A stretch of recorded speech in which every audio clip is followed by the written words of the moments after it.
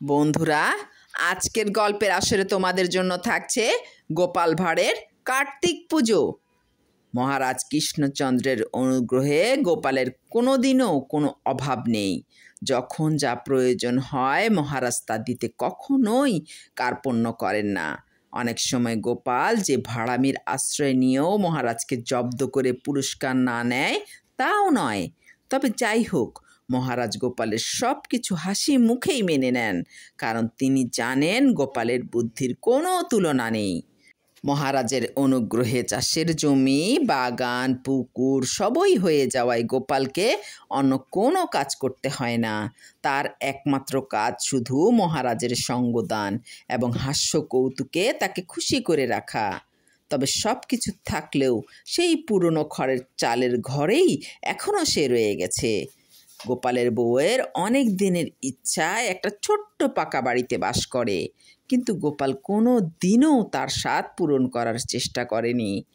প্রায়ই বলে, গিন্নি এত ব্যস্ত হচ্ছ কেন?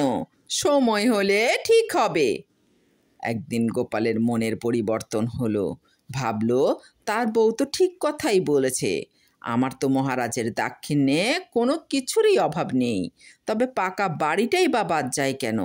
মানুষের কথা তো কিছু বলা যায় না। যদি হঠাৎ একটা কিছু হয় তবে তো আমার বউয়ের ইচ্ছা কোনো দিনও পূরণ হবে না। গোপালের বুদ্ধির কোনো অভাব নেই। ওই সময় ছিল কার্তিক পুজো। গোপাল কার্তিক পুজোর আয়োজন করে মহারাজ এবং তার সভার সব লোককে তার বাড়িতে নিমন্ত্রণ করলো। গোপাল ওই দিন তার খড়ের চালের ওপর বিছানা পেতে সেখানে নিমন্ত্রিত অতিথিদের জন্য আয়োজন করলো। যথাসময়ে মহারাজ তার সভাসদদের নিয়ে কার্তিক পুজোর নিমন্ত্রণ রক্ষা করতে গোপালের বাড়ি এসে উপস্থিত হলেন। বাড়ির বাইরে সদর দরজায় সাদর অভ্যর্থনার জন্য গোপালের ছেলে করজোড়ে উপস্থিত ছিল। মহারাজ হাঁক ছাড়লেন, কই গোপাল, আমরা সবাই এসে পড়েছি, তুমি কোথায়? গোপালের ছেলে হাত জোর করে অতি বিনয়ের সঙ্গে বলল, আসুন আসুন, বাবা ওপরে আছেন, আপনারাও বরং সেখানেই চলুন। মহারাজ কিছুটা আশ্চর্য হয়ে বললেন, ওপরে? তোমাদের ওপর কোথায়? খড়ের চালের বাড়িতে আবার দোতলা হয় নাকি? গোপালের ছেলে বলল, ভেতরে চলুন, তাহলেই বুঝতে পারবেন আমার কথা অসত্য নয়। মহারাজ তার দলবল নিয়ে বাড়ির ভেতরে ঢুকতেই গোপাল চালের ওপর থেকে বলল, আসুন আসুন মহারাজ, এই পর্ণকুটিরে আপনার পায়ের ধুলো পড়ায় আমি ধন্য। মহারাজ কিঞ্চিৎ বিরক্ত হয়ে বললেন, কিন্তু গোপাল, তোমার কেমন চাতুরি? আমার পক্ষে উপরে ওঠা কিভাবে সম্ভব? গোপাল বলল, কোনো চিন্তা করবেন না মহারাজ, সব ব্যবস্থা করে রেখেছি।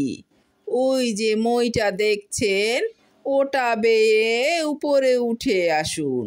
আপনাদের মতো সম্মানীয় ব্যক্তিকে তো আর আমি নিচে বসাতে পারি না, তাই চালের ওপরেই আপনাদের বসার ব্যবস্থা করেছি।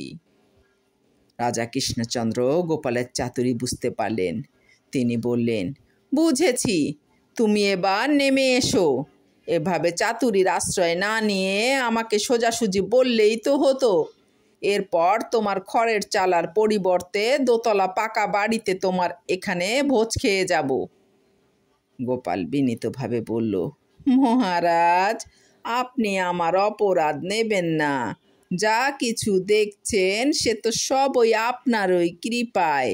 আমার গিন্নির জ্বালায় অতিষ্ঠ হয়েই আমাকে এই ছলনার আশ্রয় নিতে হয়েছিল। কত আর চাইব? আমারও তো একটা চক্ষু লজ্জা বলে কথা আছে।